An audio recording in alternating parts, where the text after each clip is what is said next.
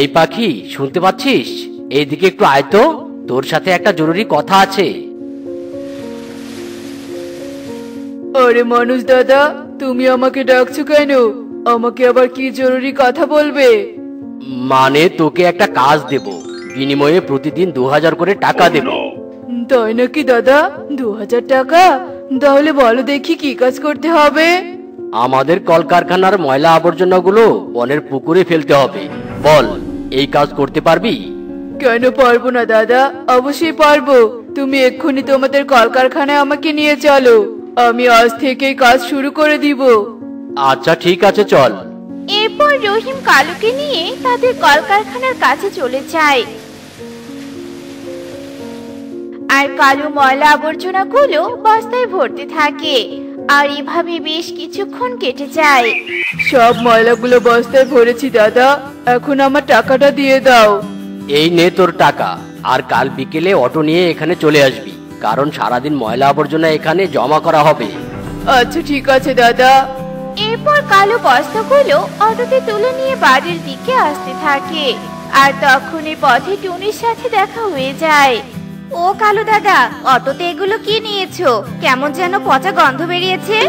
ইয়ে মানে না মানে, আসলে মানুষের রাজ্যের ভুট্টা নিয়েছি। বৃষ্টিতে ভুট্টার গাছ পানিতে ডুবে গেছিল তো, তাই এমন পচা গন্ধ বেরিয়েছে। ও আচ্ছা আচ্ছা, ঠিক আছে কালু দাদা, আমি তাহলে চলি। এই টুনি তো দেখছি পুকুরে পানি আনতে যাচ্ছে। আর টুনির সামনে তো পুকুরের ময়লা আবর্জনাগুলো ফেলাই যাবে না। আমি বরং ময়লাগুলো বাড়িতে নিয়ে যাই, আর সন্ধ্যা হলেই চুপি চুপি পুকুরে নিয়ে গিয়ে ফেলে দিয়ে আসবো, তাহলে আর কেউ দেখবে না। হা হা হা হা হা। এসব বলতে বলতেই কালু অটো নিয়ে বাড়িতে চলে আসে। আর বাড়িতে গিয়ে কাকুলিকে সব কথা খুলে বলে। টুনির সামনে ময়লা আবর্জনা পুকুরে না ফেলে ভালোই করেছো কালু। টুনি যে চালাক, একবার যদি দেখে ফেলে তাহলে যে বনের সবাইকে বলে দিবে, আর তখন সবাই তোমার কাজটাই বন্ধ করে দিবে। হ্যাঁ কাকুলি, তুমি একদম ঠিক বলেছো। এখন আমাকে খাবার খেতে দাও তো, ক্ষুধার জ্বালায় পেটটা যে চোচো করছে। এরপর কালু কাকুলি ঘরে চলে যায়। আর এইভাবে সারা দিন কেটে সন্ধ্যা নেমে আসে। আর সন্ধ্যা হতে কালু চুপি চুপি পুকুরে গিয়ে ময়লা আবর্জনাগুলো ফেলে দেয়। এবং এভাবে সেই রাত কেটে যায়। লা লা লা লা লা, লা লা লা লা লা। টুকি, তাড়াতাড়ি গোসল কর, আজ আমরা তো নানু বাড়িতে বেড়াতে যাব। সত্যি বলছো মা? নানু বাড়িতে যাবে? কি মজা কি মজা। তাহলে কিছু কাপড় আমাকে দাও মা, আমি তাড়াতাড়ি ধুয়ে দিচ্ছি। আচ্ছা ঠিক আছে, ভালো পানি দিয়ে ধুয়ে দিবি কিন্তু। আর এইভাবে বেশ কিছুক্ষণ কেটে যায়। কিছুক্ষণ পর তারা গোসল শেষ করে বাড়িতে চলে আসে। মা মা, আমার শরীরটা খুব চুলকাচ্ছে, মনে হচ্ছে আমাকে কোনো পোকা কামড় দিচ্ছে। কি বলছিস এসব? আচ্ছা এদিকে আয় তো দেখি, কোথায় পোকা?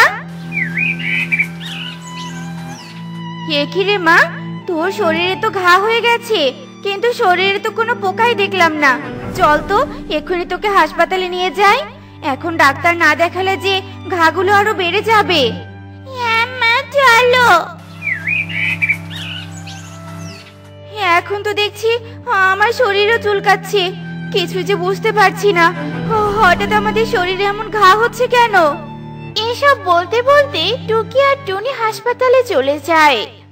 ডাক্তার সাহেব, আমাদের মামির শরীরে এক ধরনের ঘা হয়েছে, আপনি ভালো করে দেখে ওষুধ দিন, যেন তাড়াতাড়ি সুস্থ হতে পারি। সব সময় চুলকাতে যে একদম ভালো লাগে না। আচ্ছা ঠিক আছে, তোমরা বসো, আমি এক্ষুনি দেখছি। কাকুলি, বাড়ির কাছের পুকুরে পানি আনতে যাচ্ছ নাকি? ওই পুকুরের ময়লা পানি কিন্তু খাওয়া যাবে না, তাই বলি তুমি অটোতে উঠে বসো, আমি তোমাকে দূরে নদীতে নিয়ে যাচ্ছি। এখন থেকে নদীতে গিয়ে গোসল করে পানি নিয়ে আসতে হবে। হ্যাঁ কালু, আমি তো ময়লা ফেলানোর কথা ভুলে গিয়েছিলাম। দরকার হলে তো দূরে নদীতে যাব, তবুও তোমার কাজটা ছেড়ে দিতে দিব না। এই কাজ ছেড়ে দিলে 2000 টাকা ইনকাম যে কমে যাবে। কনককে সাথে নিয়ে যাই। আর শোনো, ময়লা ফেলার কথা যেন আমাদের কনক না জানে, কারণ কনক অনেক ছোট, তাই ওর বন্ধুদের সব বলে দিতে পারে। হ্যাঁ কালু, তুমি একদম ঠিক বলেছো। বাবা কনক, কনক, চল আমরা আজ নদীতে গোসল করতে যাব। সত্যি বলছো মা, নদীতে গোসল করতে যাবে? কি মজা, কি মজা, আমি নদীতে গোসল করতে যাব। এরপর কালু কাকলি ও কনককে অটোতে করে নিয়ে দূরে নদীতে যাওয়ার জন্য বেরিয়ে পড়ে। তোমরা ময়লা পানিতে গোসল করেছো নাকি? সাধারণত ময়লা পানিতে গোসল করলে এই ঘাগুলো হয়ে থাকে। কিন্তু ডাক্তার বাবু, আমরা তো আমাদের বনের পুকুরে অনেকদিন থেকেই গোসল করি, আবার সেই পানিগুলো পানও করি, কখনো তো এমন ঘা হয়নি। অনেক দিন হলো পানি জমা হয়ে আছে, আর সেই পানি সবাই ব্যবহার করে, এজন্য পানিগুলো হয়তো নোংরা হয়ে গেছে। তাই তোমরা পরিষ্কার ভালো কোনো পুকুরের পানি ব্যবহার করো, কেমন? আর আমি কিছু ঔষধ দিচ্ছি, সেগুলো খেলে এই ঘাগুলো ভালো হয়ে যাবে। আচ্ছা ঠিক আছে ডাক্তার বাবু। এরপর টনি আর টুকি ঔষধ নিয়ে বাড়ির দিকে আসতে থাকে। আর কিছু দূর আসতেই কালু ও কাকুলির সাথে দেখা হয়ে যায়। কালু দাদা, তোমরা সবাই কোথায় যাচ্ছ? আমরা দূরে নদীতে গোসল করতে যাচ্ছি টনি মাসি। বাবা কনক, তুই চুপ কর, আমি বলছি। আসলে কনক খুব জেদ ধরেছে, ও নাকি নদীতে গোসল করবে, তাই ওকে নিয়ে নদীতে যাচ্ছি রে টনি। ভালো করেছো, এখন থেকে নদীতেই গোসল করতে যেও, ওই পুকুরের পানি যেন আবার ব্যবহার করো না। কেন রে টুনি, কি হয়েছে? এরপর টনি কালু ও কাকুলিকে সব কথা খুলে বলে। ওহো রে, তাই নাকি রে টুনি? তাহলে তো এ কথা বনের সবাইকে বলতে হবে। তুই বরং সবার বাড়িতে গিয়ে এসব কথা বলে আয় টুনি। হ্যাঁ দাদা, আমি এক্ষুনি সবাইকে সতর্ক হতে বলবো।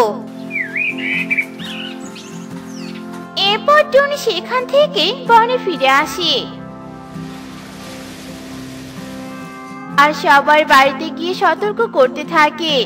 আর টনির কথায় সবাই নদীর পানি ব্যবহার করা শুরু করে এবং এভাবে বেশ কয়েকদিন কেটে যায়।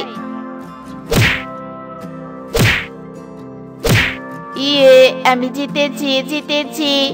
উফ বাবা, খেলা করতে করতে তো আমার বড্ড পানি পিপাসা পেয়েছে। টুকি, তুই এখানে থাক, আমি পুকুর থেকে পানি খেয়ে এসে আবার খেলবো। না না কনক, ওই পুকুরের পানি খেতে চাস না। ডাক্তার তুই ময়লা পুকুরের পানি খেতে নিষেধ করেছে, আর তুই ময়লা পানি খেলে অসুস্থ হয়ে যাবি। একদিন পানি খেলে কিছুই হবে না রে, আর তাছাড়া পুকুরের ওপরের পানি পরিষ্কারই থাকে, আমি পরিষ্কার পানি দিয়ে শুধু গলাটা ভিজিয়ে নিব। এই কথা বলেই কনক পুকুরের কাছে চলে যায়।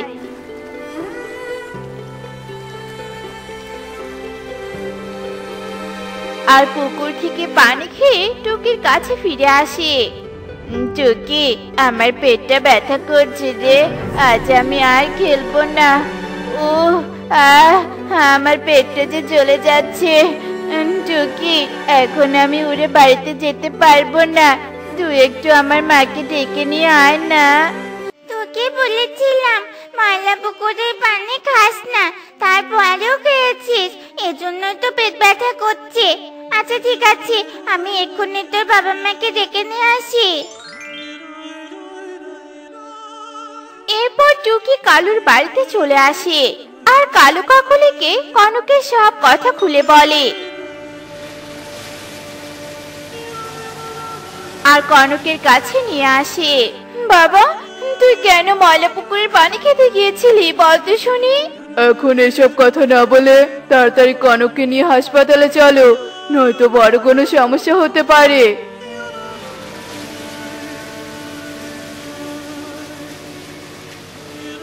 ডাক্তার সাহেব, তাড়াতাড়ি আমার ছেলের চিকিৎসা করুন, আমার ছেলে যে পেট ব্যথায় মরে যাচ্ছে।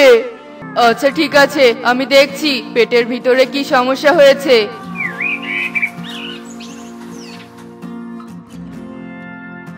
কালু, তুমি এদিকে এসো। হ্যাঁ ডাক্তার সাহেব, বলুন। তোমার ছেলে ময়লা পানি খাওয়ার জন্য পেটের ভেতরে ফুড পয়জনিং হয়েছে। এখানে সব ঔষধ লিখে দিয়েছি, তাড়াতাড়ি এই ঔষধগুলো নিয়ে এসো। আচ্ছা ঠিক আছে ডাক্তার বাবু। কালু, ডাক্তার বাবু কি বললেন? কনকের পেটে ফুড পয়জনিং হয়েছে। এখন ডাক্তার বাবু অনেক দামি ওষুধ কিনতে বলেছে। এই ওষুধগুলো কিনতে অনেক টাকা লাগবে। আসলে কাকুলি, আমি টাকার লোভে অন্ধ হয়ে পুকুরে ময়লা পানি ফেলে বড় ভুল করেছি। তা আজ ভালো করে বুঝতে পারছি কাকুলি, যত টাকা ইনকাম করেছি তার থেকে বেশি টাকা ওষুধ কিনতে চলে যাবে। লোভের ফল বুঝি এমনই হয় কালু, আর কখনো আমরা লোভ করব না। এখন যাও, তাড়াতাড়ি ওষুধগুলো কিনে নিয়ে এসো। আহা, কত সুন্দর পাকা পাকা আঙ্গুর। ছোটবেলায় আমরা কত আঙ্গুর চুরি করে খেতাম, আর আঙ্গুরের মালিক লাঠি নিয়ে আমাদের তাড়া করতো। হা হা হা হা। এ কি বুড়িমা, তুমি আবার সকাল সকাল তোমার ছোটবেলার গল্প শোনাতে এলে নাকি? শোনো বুড়িমা, তোমাদের সময় এই বনে আঙ্গুরের অভাব ছিল না, কিন্তু এখন 3 বন ঘুরেও এই কালুর দোকান ছাড়া কোথাও আঙ্গুর পাবে না। হা হা হা হা হা। হ্যাঁ রে কালু, তুই এত আঙ্গুর কোথা থেকে আনিস বলতো? বনে সবাই বলছে তুই নাকি জাদু করে আঙ্গুর নিয়ে আসিস। আমি যে এক বিশাল মিষ্টি আঙ্গুরের খনি পেয়েছি গো বুড়িমা, আর সেই কথা আমি কখনো কাউকে বলবো না। আর একবার যদি সেখানে সন্ধান কেউ পেয়ে যায়, তাহলে যে আমার আঙ্গুরের ব্যবসা তাল গাছে উঠবে। আমি জানি তুই বলবি না। আচ্ছা ঠিক আছে, না বললে জোর করব না। এই নে 10 টাকা, আর আমাকে 10 টাকার আঙ্গুর দে দেখি। পাকা পাকা আঙ্গুর দেখে যে আমার জিভে পানি চলে এসেছে। আরে কতদিন আঙ্গুর খাই না। চাম্মি, ও চাম্মি, তুমি ভুল জায়গায় চলে এসেছো। এখানে 10 টাকার কেন, 50 টাকাতেও আঙ্গুর দেওয়া হয় না। তাই এখানে দাঁড়িয়ে থেকে সময় নষ্ট করো না, চলে যাও তো এখান থেকে। মনে হয় আঙ্গুর ফল খেতে খুব ইচ্ছে করছে। আমার কাছে টাকা থাকলে এই ঠাম্মিকে আমি আঙ্গুর কিনে দিতাম। কালু দাদা, আমাকে 200 টাকার আঙ্গুর দাও তো। এই নাও বুড়িমা, আঙ্গুরগুলো তুমি খেয়ে নাও। চল রে মা, তোর বাবা হয়তো এখনো ঘাটে যায়নি, তাই আমাদের তাড়াতাড়ি বাড়িতে যেতে হবে।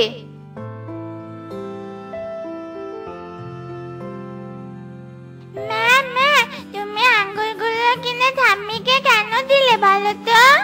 কারণ ওই বুড়িমার আঙ্গুর কেনার মতো সাধ্য ছিল না, আর বুড়িমা আমাদের থেকেও খুব অসহায়। আর আমাদের সবার অসহায়দের সাহায্য করা উচিত, আর অসহায়দের সাহায্য করলে সৃষ্টিকর্তা অনেক খুশি হয় রে মা। টুকি ও টনি গল্প করতে করতে বাড়িতে চলে যায়, আর বাড়িতে গিয়ে টোনাকে ঘুমিয়ে থাকতে দেখতে পায়। যা ভেবেছিলাম তাই, দেখেছিস রে মা, তোর বাবা এখনো ঘুমিয়েই আছে। ওদিকে নদীর ঘাটে হাজারো যাত্রীর ভিড় জমে গেছে। টোনা, টোনা, টোনা। কি হলো টুনি, এত সকাল সকাল ডাকছো কেন? আর একটু ঘুমাতে দাও তো। বাবা, ও বাবা, তাড়াতাড়ি উঠো, ঘাটে যাবে না নাকি? অনেক বেলা হয়ে গেছে তো, উঠো বাবা, উঠো। দূর, কবে যে একটু শান্তিতে ঘুমাতে পারবো। দাও দাও, আমার খাবারটা বেঁধে দাও দেখি। টুনু, এই টুনু, ঘাটে নৌকা বেঁধে এখনো বাড়িতে বসে আছিস কেন? তোর জন্য আমার ওপারে যাওয়া দেরি হয়ে গেল। কাজ যখন করবি না, তাহলে মাঝে হয়েছিস কেন? রাগ করো না কবুতর দাদা, আমি আর কখনো দেরি করব না। এবারের মতো আমাকে মাফ করে দাও। তোমরাই তো আমার সংসার চালানোর এক একটা মাধ্যম। তুমি যাও, আমি এক্ষুনি নদীর ঘাটে যাচ্ছি। এরপর কবুতর টোনার বাড়ি থেকে চলে যায়, আর কিছুক্ষণ পর টোনাও খাবারের বাটি নিয়ে নদীর ঘাটে চলে যায়, আর ঘাটে থাকা পাখিদেরকে নদীর ওপারে পার করে দেয়। আর এভাবে দেখতে দেখতে সন্ধ্যা হয়ে যায়। এদিকে টোনাও নৌকাতে ঘুমিয়ে যায়, আর নৌকা ভাসতে ভাসতে টোনাকে অনেক দূরের এক অজানা বনে নিয়ে যায়। এ কি, সন্ধ্যা হয়ে গেল, তবু তোর বাবা বাড়িতে ফিরলো না কেন? মারে, তোর বাবার কোনো বিপদ হলো না তো? শোন রে মা, তুই বাড়িতে থাক, আমি বরং একবার নদীর ঘাটে গিয়ে খুঁজে আসি। এরপর টনি টোনাকে খুঁজতে নদীর ঘাটে চলে যায়, কিন্তু সেখানে গিয়ে টোনাকে খুঁজে পায় না। তাই সে নিরুপায় হয়ে বাড়ি ফিরে আসে। আর এভাবে দেখতে দেখতে রাত কেটে সকাল হয়ে যায়।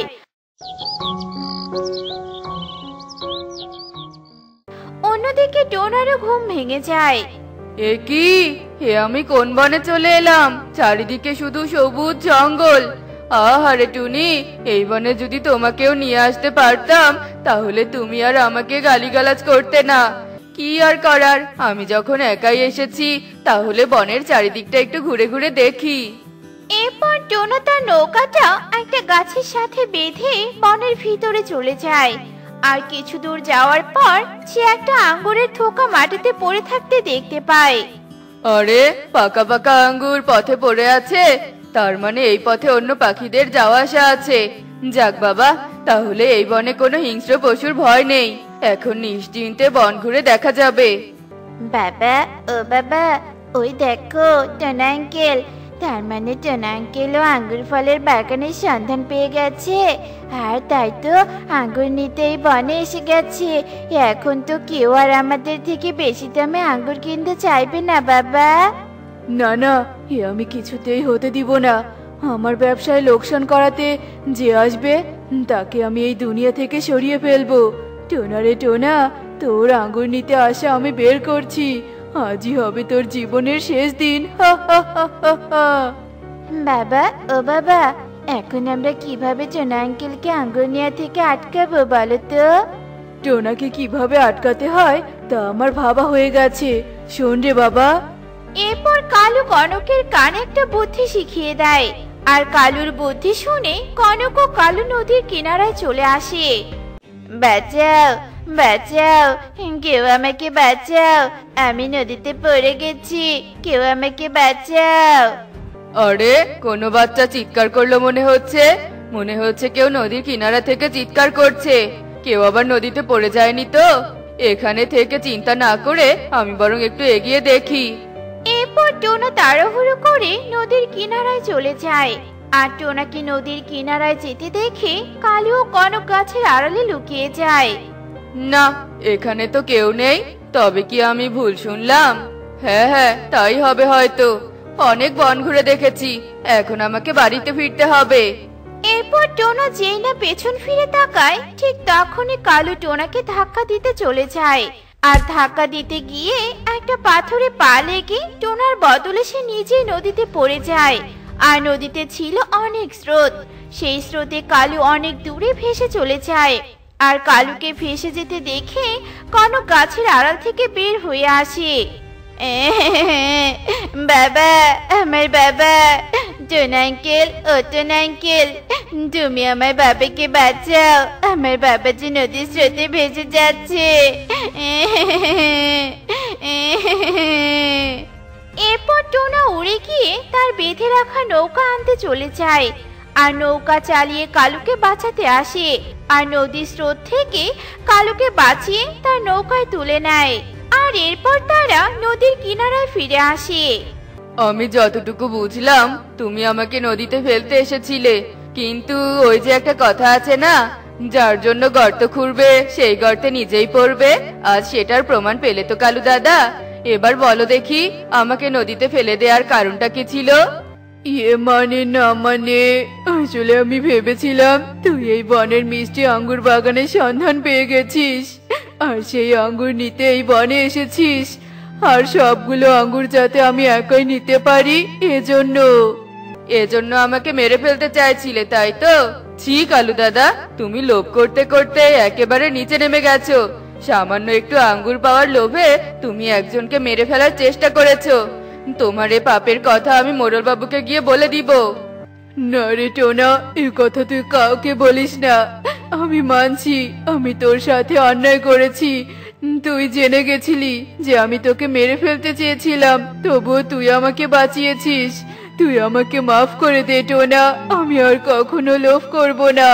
এই মিষ্টি আঙ্গুরের সন্ধান আমি বনের সবাইকে দিব, যাতে বনের গরিব অসহায় পাখিরা বিনা টাকায় আঙ্গুর খেতে পারে। না না, তার আর দরকার নেই। বনের সবাইকে বলে দিলে তো তোমার আঙ্গুরের ব্যবসা বন্ধ হয়ে যাবে। তখন তুমি কিভাবে সংসার চালাবে? তাই তুমি মিষ্টি আঙ্গুরের ব্যবসা করবে ঠিকই, কিন্তু সেটা উপযুক্ত দামে, যে দামে গরিব অসহায় পাখিরা সবাই তা কিনে খেতে পারবে। তুই খুব ভালো রে টোনা, আমি চিরদিন তোর উপকারের কথা স্মরণ করে রাখবো। এরপর থেকে রোজ কালু আঙ্গুরের বাগান থেকে আঙ্গুর নিয়ে টোনার নৌকা দিয়ে পারাপার করত। আর টোনাকে তার ন্যায্য ভাড়া দিয়ে বনে সবার মধ্যে আঙ্গুর কেনার সুযোগ করে দেয়। এতে টোনা ও কালুর সংসার বেশ সুখেই কাটতে থাকে।